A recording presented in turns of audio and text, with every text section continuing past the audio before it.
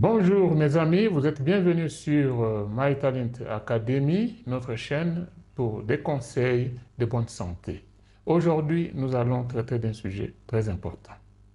Le foufou de maïs contre le foufou de manioc. Lequel choisir? Si vous êtes amoureux de foufou, cette vidéo est pour vous. Si vous ne l'êtes pas, restez avec nous jusqu'à la fin.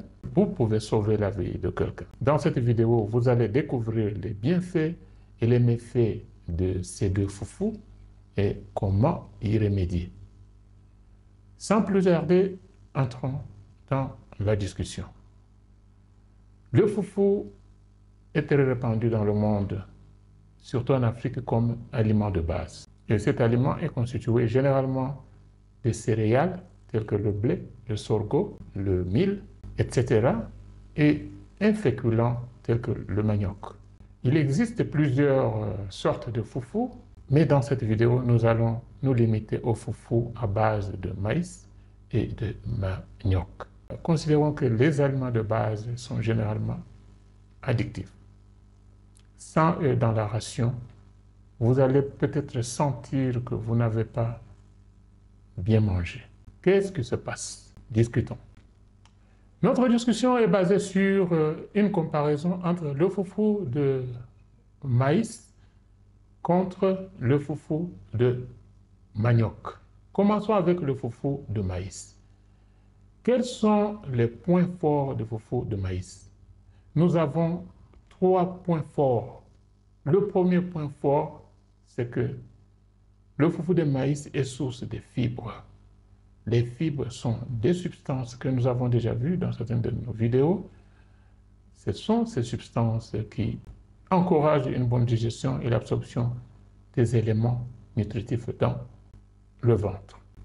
Le deuxième point fort, c'est que le maïs contient des vitamines et des minéraux. Nous avons des vitamines du groupe B, notamment la niacine, ainsi que le fer et du magnésium. Vous connaissez bien que ces minéraux ont un rôle très important dans les réactions chimiques et le transport des matières nutritives. Le troisième point fort, c'est la présence ou l'absence de gluten. Le gluten est une protéine qui se trouve dans la plupart des céréales telles que le blé, le sorgho, le mil, mais il est absent dans le maïs, ce qui en fait une option pour les personnes intolérantes au gluten. Nous allons revenir au gluten après dans cette vidéo. Maintenant, quels sont les points faibles du foufou de maïs? Le premier point faible est que c'est l'indice glycémique. Le maïs peut avoir un indice glycémique modéré à élevé en fonction de sa variété et de sa préparation. Le deuxième point faible, c'est l'allergie. Une consommation excessive peut donc provoquer des pics de glycémie, c'est-à-dire la présence du sucre dans le sang. Certaines personnes peuvent être allergiques au maïs. Maintenant, passons au foufou de manioc. Le foufou de manioc a 2 points forts. Le premier point fort, c'est que le foufou de manioc n'a pas de gluten. Il n'y a pas de gluten, cette protéine n'existe pas dans le manioc. Donc le gluten ne se trouve ni dans le maïs, ni dans le manioc. Deuxième point fort, c'est l'énergie. Le manioc est très riche en amidon en comparaison au maïs, ce qui en fait une source d'énergie importante. Nous l'avons déjà remarqué sur le terrain de football. Les jeunes garçons de l'Afrique de l'Ouest, on le mange généralement le manioc, le foufou de manioc, ont beaucoup d'énergie sur le terrain. Maintenant, passons au point faible du manioc. Premier point faible, c'est l'absence de fibres ou la pauvreté en fibres. Comparé au maïs, le manioc contient moins de fibres.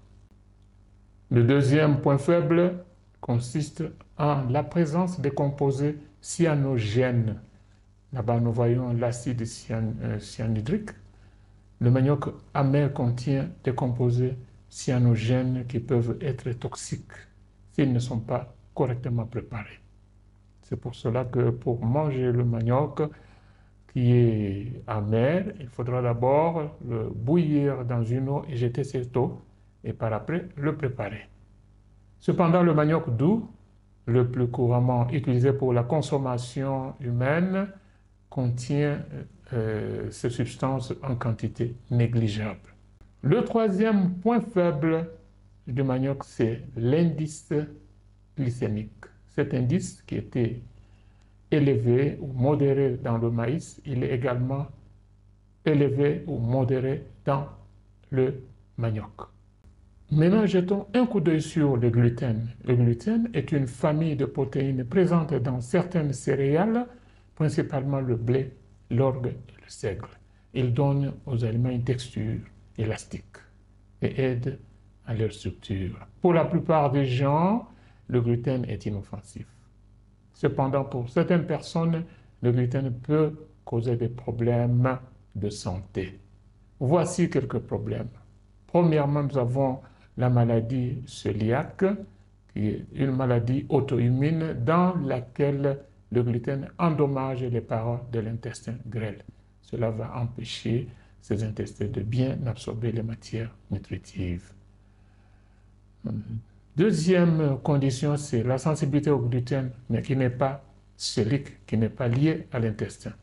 Cette condition entraîne des symptômes similaires à la maladie cœliaque, mais sans les dommages intestinaux. La troisième condition, c'est l'allergie au blé. Une allergie au blé est une réaction immunitaire à une ou plusieurs protéines du blé, dont le gluten. Donc, cette protéine qui est absente dans le manioc et le maïs est présente dans le blé est capable de causer ces conditions. Donc, des précautions à prendre sont que si vous pensez être intolérant au gluten, il est important de consulter un médecin pour obtenir un diagnostic et discuter des options à prendre.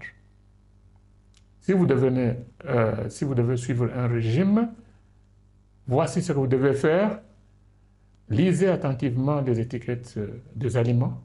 Recherchez les ingrédients contenant du blé, de l'orge et des autres céréales qui sont dans l'aliment. Deuxièmement, faites attention aux aliments transformés. Même les produits qui ne semblent pas contenir le gluten peuvent en contenir en petites doses. Troisième précaution à prendre, explorer les alternatives sans gluten. Il existe de nombreuses alternatives sans gluten aux produits à base de blé, comme le pain sans gluten, les pâtes sans gluten et les céréales sans gluten. Lequel choisir? Si vous cherchez des fibres, le foufou de maïs est un meilleur choix grâce à sa teneur en fibres plus élevée. Si vous avez une intolérance au gluten, les deux options sont sans gluten. Si vous surveillez votre glycémie, optez pour des variétés de maïs et de manioc à faible indice glycémique. Si vous souhaitez varier votre alimentation, alternez entre les deux types de foufou. Tantôt vous mangez le foufou de maïs, tantôt vous mangez le foufou de manioc pour avoir une variété. En conclusion, nous disons, ni le foufou de maïs, ni celui de manioc n'est meilleur par rapport à l'autre. Le choix dépend de vos besoins nutritionnels individuels et de vos préférences. Pour une alimentation équilibrée, il est recommandé de varier les aliments et de consommer des légumes, des fruits et des protéines en complément. Nous sommes arrivés à la fin de notre vidéo. Nous vous demandons de vous enregistrer, d'aimer et de partager. Et nous espérons que vous avez appris quelque chose. Encouragez-nous. Au revoir, à la prochaine vidéo. Bye.